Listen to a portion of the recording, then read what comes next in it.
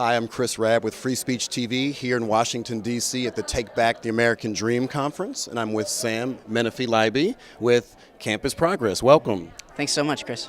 So tell me, what is it that you do, and what is Campus Progress? Because a lot of folks may not know. Totally. So I'm the LGBTQ Advocacy Associate at Campus Stop. Progress. I want to know what that, I know what it means, but Great. for our audience who doesn't know what that means, tell us all these wonderful acronyms. Great. Lesbian, bisexual, gay, transgendered, queer.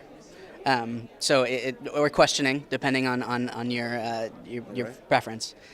So I mostly advocate for people with along varying spectrums of gender and sexual diversity. We'll do things like fight. I mean, the most probably popular and well-known one is fighting for gay marriage. There are also things like fighting for anti-discrimination laws, fighting to even do sort of little administrative things like make sure that people can get the correct gender marker on their passport if they're transgender. And tell me more about your organization and its affiliations. So Campus Progress is a youth outreach arm of the Center for American Progress. It's just one of the largest progressive think tanks in the country.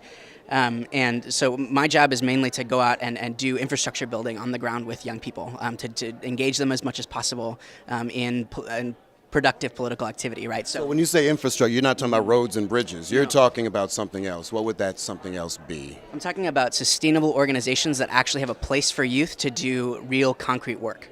Okay. And sustainability, you don't mean hugging trees. No, I mean by sustainability, I mean organizations that will last a long time, that will be able to build power and increase their efficiency and their impact, and their sort of capacity in a community over time.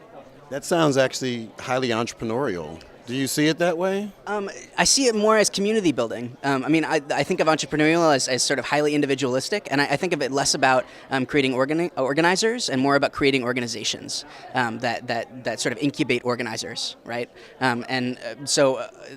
Thus far, the youth movement has mainly focused on an entrepreneurial sort of vibe that's done a really good job of training all these organizers, but not really good at building sustainable organizations. And so at Campus Progress, we're trying to build longer-term organizations that will incubate organizers, and will create a place where young people can go and get transformed into organizers, and then go and organize with SEIU, or go organize on Joe Sestak's next Senate campaign in Pennsylvania, or go organize wherever where they can. Okay. So if you could give a message to parents out there who are concerned about their college-age kids and give them a message about why it would be important for them to consider this type of work, their children, what would that be?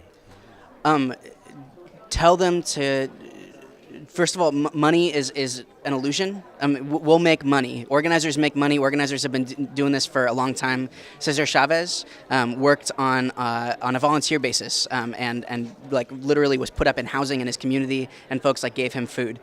Organizers have been doing this for a really long time, and it's really important that we're able to sort of like get support from our communities to go in and not be like nagged all the time. Like, why don't you have a good job yet? Why are you working in this like nonprofit job where you're only making X thousand dollars a year, right? I think it really has to be about doing productive work that creates real changes in people's lives, and make sure that there aren't, for instance, disparate suicide rates in different communities, or that folks aren't being kicked out of their jobs. And so if someone's going down and doing good work and creating concrete changes in their communities, then they need to get supported by their parents, and hopefully folks who are more established and have that money and that financial backing will throw some money back in and try and create some of that infrastructure and make sure that they're funding those organizations that are doing that work. Well, Sam, thank you very much. I appreciate that. Parents, I hope you heard that loud and clear. There is a future, and there's great value in community organizing, getting involved in many ways. So thank you, Sam. Thanks for coming by. Thanks so much. All right. With Free Speech TV, I'm Chris Rabb.